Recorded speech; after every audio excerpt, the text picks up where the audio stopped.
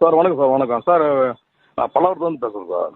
Okay sir இப்போ தான் நீங்கள் பேசுனது கேட்டோம். சரி சார் நீங்கள் பேசுறது ஒன்றுமே புரியல சார். அது என்ன பேசுறீங்கன்னு ஒன்றும் புரிய மாட்டேது. என்ன புரியல சார் சார் புயல் வருமா வராதா, காற்று வீசுமா வீசாதா, மழை பெய்யுமா பெய்யாதா, இல்லை எல்லாம் ஒட்டச்சின்னு போகுமா போவாதா அப்படின்னு சுருக்கமாக சொல்லுங்க சார். அப்போதான் எங்களை மாதிரி ஆளுங்களுக்கு புரியும்.